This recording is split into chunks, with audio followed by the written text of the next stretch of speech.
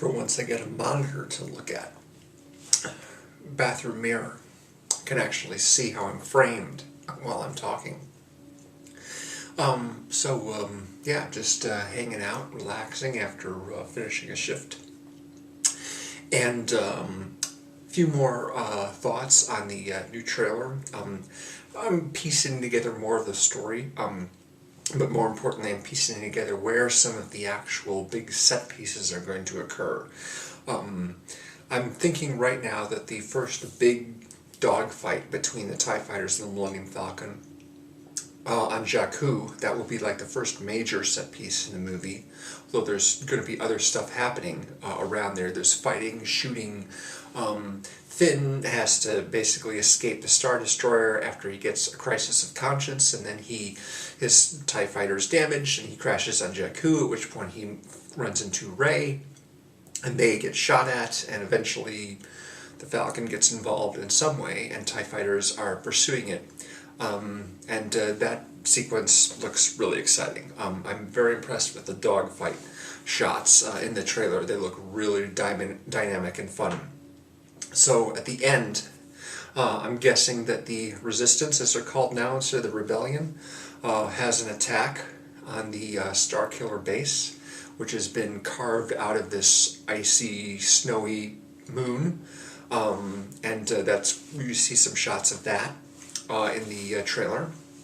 And between those two, there is a skirmish between X-Wing fighters and TIE fighters on another planet, which is a lot more green, and its environment, its climate, looks a lot more pleasant than either a desert planet or a snow planet. Of course, we've also got a confrontation between Finn and Kylo Ren, each with their own lightsaber, and that looks like that takes place on the snowy, icy planet where the First Order have holed up. So yeah, three major big sequences right there, all carved out. So it's hard for me to not buy into the possibility that Rey is the child of Han and Leia. Could be wrong about that. It's possible that she's Luke's daughter, but I kind of doubt it. And I don't know whether or not Finn is related to any of those people, Luke or Leia in particular. What I have read is that the new version of Stormtroopers are actually trained to use a lightsaber even if they don't have force powers. I'm guessing that Kylo Ren would suggest that as a good idea, because lightsaber is a very useful weapon, and it's good for Stormtroopers to be trained to use one of those in addition to a blaster. Of course, if any of them try to challenge him, none of them have force abilities, whereas Kylo Ren does, so he could beat them easily. He wouldn't have a problem with potential, what's the term I'm looking for? Mutineers? Yeah, that's right. So, there's that. The voiceover, I've noticed that there's voiceover in all three trailers, but from different characters. In the first one, it is apparently Andy Serkis, who plays the Supreme Leader Snoke, I believe? No, Snope, sorry. Snoke is actually a nurse played by Hugo Weaving in Cloud Atlas. Snope is the leader of the First Order. He's played by Andy Serkis. Apparently it's a performance capture character, so we haven't seen that person at all in any of the clips so far. Additionally, Lupita Nyong'o's character is also motion capture. We haven't seen a frame of her, but we have heard her speak in the most recent trailer. When I watched it, I thought it might have been Leia, but other people whose reactions I've watched have gone, no, that's Lupita Nyong'o. So I'm like, oh, that's cool. I've only seen her in the one movie, 12 Years a Slave. So it's funny. Her voiceover reminded me of another voiceover from another recent trailer, The Jungle Book. Scarlett Johansson's voiceover. Are you alone out here? Don't you know what you are? Trust in me. For some reason, she just reminded me of that. But she's clearly talking to Rey, which means that Rey is the one who's got the Jedi powers, which means that she is the likely offspring of Leia and Han. Maybe Luke, but probably Leia and Han is what I'm guessing. At least Leia, for sure.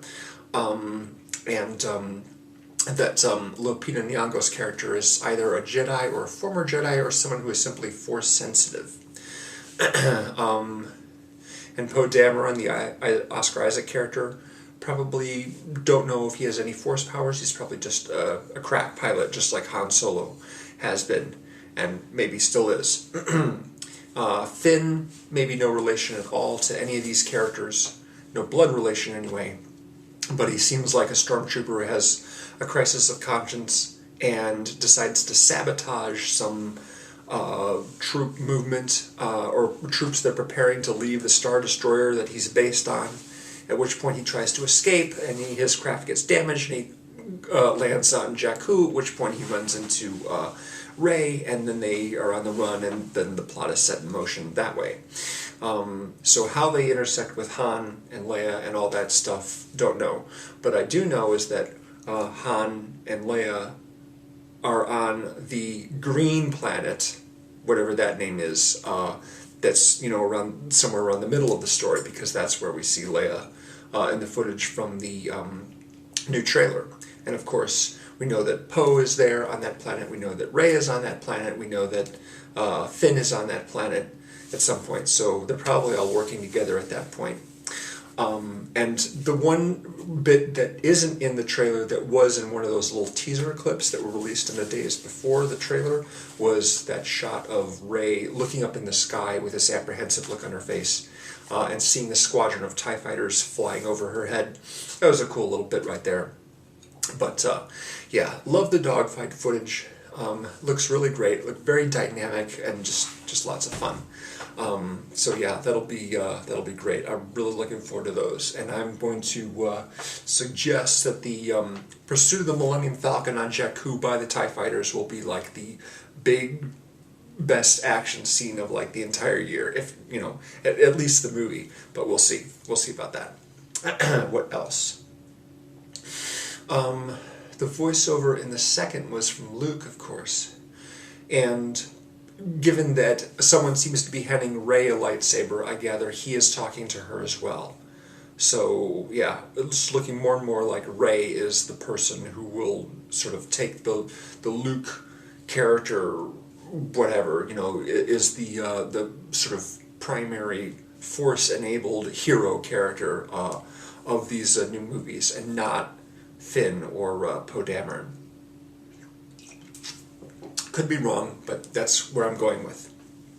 The piece of music that they use in the third trailer is also the same piece of music that's used at the end of Empire Strikes Back, as Leia and Luke are watching Lando and Chewie head off in the Falcon to Tatooine to see about rescuing Han from Jabba the Hutt.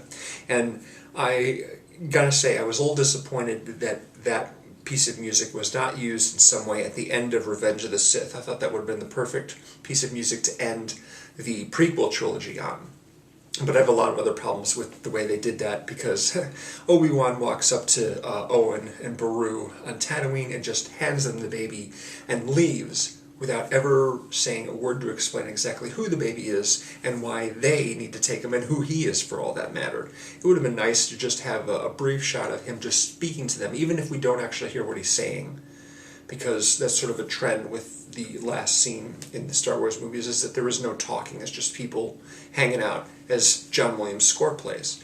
Would have been the perfect time for that. And he could have explained that, and then we could have had a brief shot of Owen kind of looking at Obi-Wan as he leaves and kind of just shaking his head, going, great, I don't need this trouble. And that sort of sets up the whole, his negative feelings about Anakin and Obi-Wan and all that stuff, you know, in the first of the original trilogy. A missed opportunity. Like so many other things in the prequels, a missed opportunity. So yeah, I watched the trailer maybe about 20 more times since I shot my reaction video. And I've watched other people's reactions and heard other people's thoughts on everything like that, and I'm looking forward to reading more articles and everything like that. Even though I probably shouldn't, I should just let it lie until the movie actually comes out. Come on, man. You know, it's just impossible for me to stay away from some of that stuff. It just is. But I'm not going to read any of the novelizations or anything like that, or any spoiler reviews until I see the movie. That is for sure. I also wanted to talk a little bit about Darren Lock. Last week he posted a little vlog about growing sort of tired of YouTube in some way or another, and sometimes I do as well, but only when I'm doing like a really, really long series that just seems to take forever. I've done a couple of those that have gone on for months, and yeah, it's difficult to get to continue to be excited about making videos for YouTube and interacting with people on YouTube when it's like you feel like you're sort of grinding through a schedule, which is why I'm doing mostly just standalone videos now, nothing in a big series or anything like that, just sort of taking on topics as I feel like it. One thing I am planning to do is that I did a number of directors series starting in like 2010 and concluding 2012. I did like 6 director series in 2012, and since then there have been more films by those same directors, and so I haven't done videos reviewing them, and so I need to do that. I need to do Interstellar by Christopher Nolan. I need to do Inherent Vice by Paul Thomas Anderson. I need to do Much Ado About Nothing by Joss Whedon. And of course, The Hateful Eight comes out later this year, and that's Tarantino, so I need to do that as well. So, got a little catching up to do. Oh, and I just saw The Walk, which means I can, you know, add another entry onto my Robert Zemeckis series, because I did that in 2012 as well. There we go. Thanks for watching. I'll see you again real soon, and thanks to my new subscribers. I get a few of them every so often. Appreciate it. Bye.